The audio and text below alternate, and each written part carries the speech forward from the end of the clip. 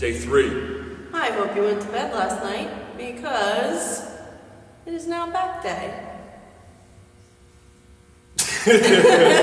Alright, so we're going to start with pull-ups. I think pull-ups are a great movement. If I ever go to jail, I'll be really good at pull-ups so I can impress everyone. We're going to do 4 sets of pull-ups. A lot of people are like, oh, 4 sets of 10. Fuck that, 4 sets to failure. Do failure on every single one. I think it's a great stretch. I love pull-ups. After pull-ups, we're doing another one of my favorite exercises, which is bent rows. If I had to pick my most favorite besides deadlifts, this would be my second favorite thing.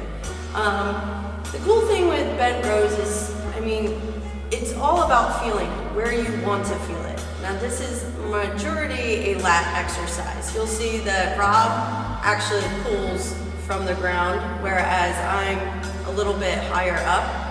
And as I pull, you're just pulling back towards your belly button. The way I'm elevated that's just how I feel it the better. So you feel it the better. Feel it the better. So feel it better. I used to do an underhanded grip, more upright like Dana, and I could just do massive amounts of weight. But I think the big issue was I didn't see a lot of back development because a lot of it was me pulling with my biceps, and I didn't feel like the movement was enough. So I think I was just building my arms realistically. So I started doing what's called pendule rows, I believe, which I touch the floor every single time I go down. You'll see me pull from the floor. I don't know. I feel great doing these. I feel like I get a good stretch. It strengthens my lower back. I do an overhanded grip because I feel a little bit more pull in my back. I think it's a great movement. And I'll work up to 4 or 5 on this and get wild.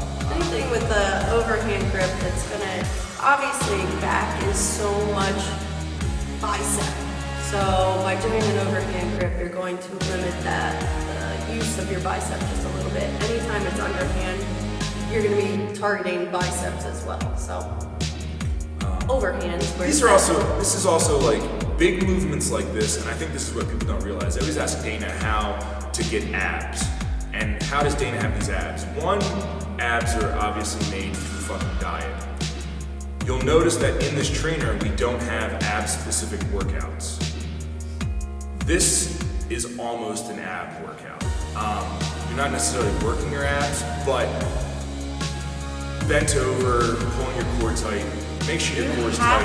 All big exercises. Especially when you're pushed over and you have to hold a position, your abs have to be tight the whole time. And that goes with any exercise, whether you're on a lat pull down or you're doing bicep curls.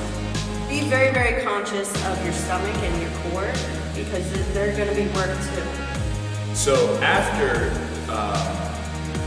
this, we're doing something that Dana loves, and she always makes me do. I'm not the most wild about it, but we're doing a straight arm pull through. You are so wild about it. I mean, you do it in every single back workout. Because you do it and you look really good.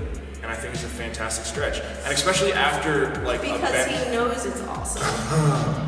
After a bent row like this, you're sort of rocked. So to do another big compound movement, personally I can't. Because I'm fucked up at this point in time. If you did that last thing properly, you should be a little fucked up. So this is a good movement. I use it more as like a really solid stretch because those stacks are never enough for me to like max out. So I really focus on the stretch. I don't know. It's a good one. So what are we doing this one? We are doing a straight arm pull down. But how many reps? What's our rep range? It's usually like a 10 to 12 range is what I usually keep it at. Trying to add weight as I go. Really focus on actually like letting your lats stretch at the top, and then when you bring it down, it's really pull all the way down towards your stomach. Even with a full stack, I do 20 and 20 reps. That's normally what's about appropriate for me. Then maybe you need to add a quarter in there. I'm gonna break my fingers. Okay, then immediately you're gonna go straight over to the other side for a low cable row. Again, both of these exercises, I really emphasize like really stretching. So on the low cable, like let your back extend and then really pull your shoulder blades together. Extend, pull them together. Next, we have closed grip pull down. Pretty simple, everybody gets it. Get the closer grip. We're gonna do 4 sets. Your 2 first sets will be about 10 reps, and then your second 2 sets will be the same 10 reps, but you drop. Anything pin loaded, Dana loves the drops. So finish with 2 drop sets, and then go If you're on a machine, drop that shit. and go to failure. Next up, we have a seated row. Ooh. Same thing. I would do this a little bit wider. You can always mix up your grip. We're gonna do 4 sets of 10 here. Same thing. The last 2, have your partner drop the weight for you. Go to failure. Boom. Do you know what tomorrow is? No. Day 4. Day 4. But day 4 is gonna be interesting. It's gonna be variation day. Ooh. We love variation. Variation. So come back. See us tomorrow. Come back and we'll let you know what your variation is.